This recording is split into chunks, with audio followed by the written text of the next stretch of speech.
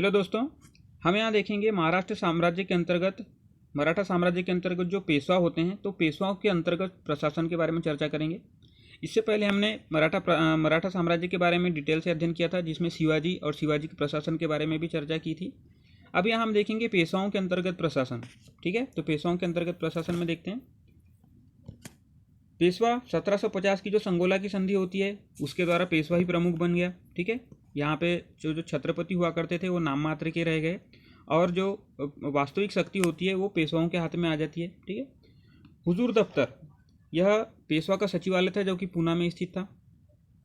एल्बरिज दफ्तर यह लेखा विभाग था जो कि पेशवा के अंतर्गत ही पुणे में कार्य करता था। चातले दफ्तर यह फडणवीस के अधीन दफ्तर हुआ करता था। ठीक है, जो कि पेशवा को सीधे पेशवा के अंतर्गत ही आता था।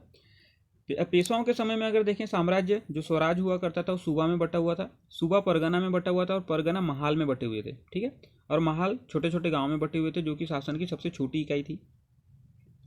करद एक दैनिक रजिस्टर को कहा जाता था जिसमें से कर और लेन देन जो दैनिक कर या लेन देन या जो भी चीज़ें होती थी वहाँ पे सब रजिस्टर किया जाता था उसके अंतर्गत। सूबा का प्रमुख जो होता था सरसूबेदार कहलाता था और परगना का जो प्रमुख होता था यहाँ पे वो मामलतदार कहलाता।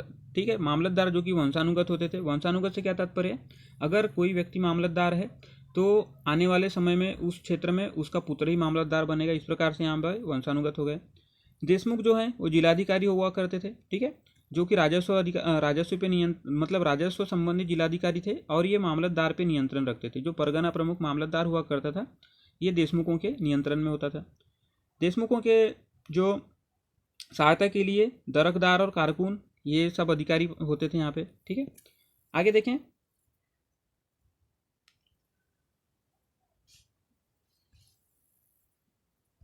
जो महाल प्रमुख होता था, महाल प्रमुख को हवलदार कहा जाता था। ठीक है, जिसके सहायता के लिए मजूमदार और फडणवीस हुआ करते थे। ठीक है, ये प्रमुख अधिकारी थे।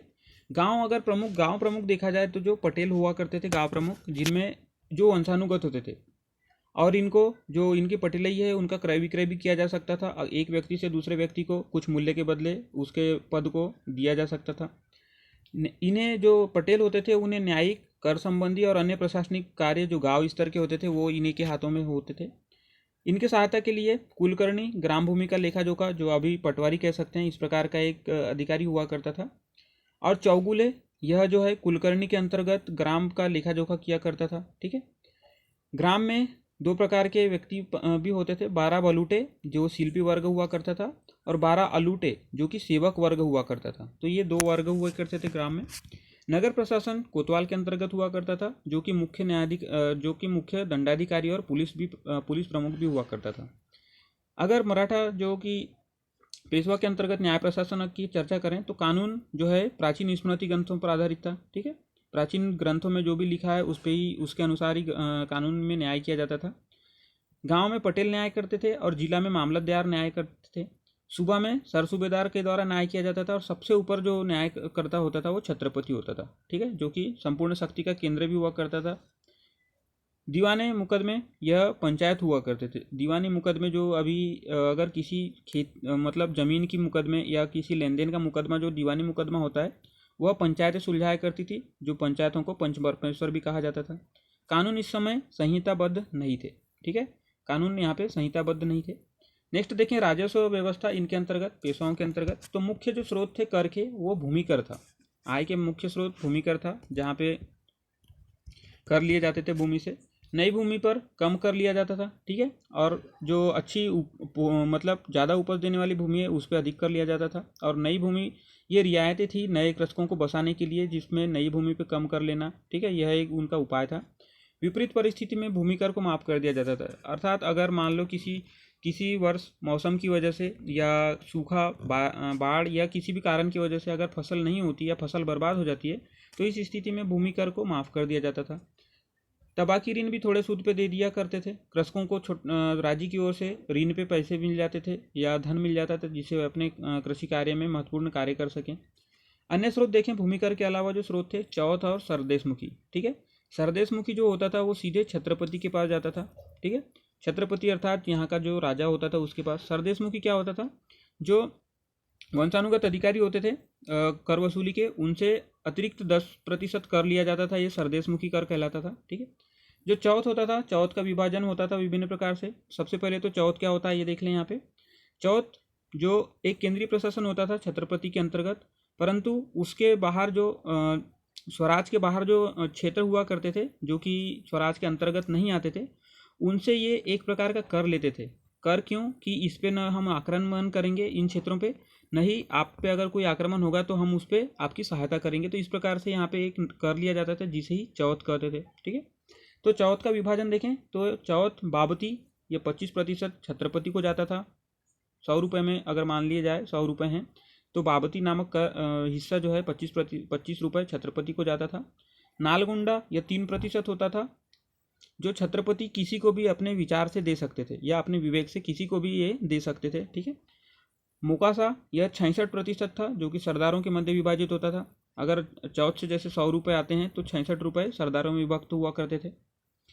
सहोत्रा यह 6% था, जो कि पंथ सचिव को जाता था। ठीक है। ये एक अधिकारी होते थे, राजस्व अधिकारी, जिनके अंतर्गत सारे कार्य होते थे। तो ये सहोत्रा 6% इन्हें दे दिया जाता था। ठीक है। आगे देखें, नेक्स्ट जो कर होता था पतदाय। पतदाय जो कर होता था वो जो विधवाओं का पुनः अगर विवाह होता है तो उस विवाह पे कर जो लगाया जाता था वो पतदाय कहलाता था। बिबाड़ नामक एक कर होता था, जो कि सिपाहियों के मध्य अगर झगड़े होते हैं तो उसमें मध्यस्थता के लिए जो शुल्क लिया जाता था वो बिबाड़ कहलाता था। अन्य आय के स्रोत देखें तो वनों से भी वसूली की जाती थी। वन में अगर आप लकड़ी वगैरह ले आते हैं तो उनसे भी धन लिया जाता था, सीमा शुल्क लिया जाते थे। ठीक है। अगर किसी वस्तु की एक व्यापार किया जाता था तो उस पर सीमा शुल्क होते थे, एक क्षेत्र से दूसरे क्षेत्र में ले जाने के लिए। उत्पादन शुल्क लिया जाता था। अगर किसी क्षेत्र में किसी चीज़ का उत्पादन होता है तो उसकी बिक्री करने के बाद जो धन आता है तो उनसे उसका कुछ हिस्सा उत्पादन शुल्क के रूप में लिया जाता था।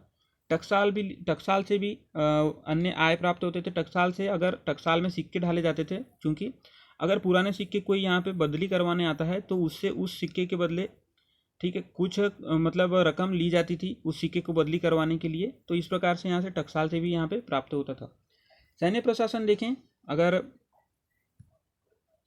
जो पेशवाओं के अंतर्गत, तो मुगल सेना का ही इनके ऊपर प्रभाव था। ठीक है। घुड़सवारों पर अधिक बल दिया इन्होंने, जैसे मुगल सेना में घुड़सवार अधिक हुआ करते थे उसी प्रकार से इनके समय में जो सेना है समस्त भारत में सभी वर्गों से भर्ती की जाने लगी। चूँकि शिवाजी के समय में जो सेना थी केवल महाराष्ट्र क्षेत्र से ही भर्ती की जाती थी, परंतु जो पेशवा हुए वो समस्त भारत से अपने सेनाओं की भर्ती करने लगे। इनकी सेना में देखें तो अरबी, हफ्सी, राजपूत, सिख, रूहेला, भारतीय, ईसाई, पुर्तगाली, ये सभी प्रकार के इनके सेना में वर्ण पाए जाते थे। ठीक है। वेतन जो है ये जागीर के सरंजामी व्यवस्था के अंतर्गत ये दिया करते थे। जागीर अगर मान लीजिए किसी के पास 100 सैनिक हैं तो उसे एक भूमि का बड़ा सा हिस्सा दे दिया जाता था, जहाँ से वह कर वसूली करके अपनी सेना के वेतन या अपने खर्चे चलाता था। इस प्रकार से जागीर व्यवस्था प्रचलित कर दी गई वेतन के लिए। तोपखाने के अंतर्गत देखें तो तोपखाने में पुर्तगाली और भारतीय ईसाई अधिकतर पाए जाते थे, जो तोपखाने इनके अंदर ही होता था। ठीक है। 1765 में अम्बेगांव में और 1770 में पूना में इन्होंने गोला बनाने का कारखाना बनाया। वैसे तो पुर्तगाली लोगों से ये ज़्यादातर गोला खरीदते थे, परंतु इन्होंने कारखाने की भी स्थापना कराई। ठीक है दोस्तों, तो एक देखें हमने क्या क्या देखा अभी तक।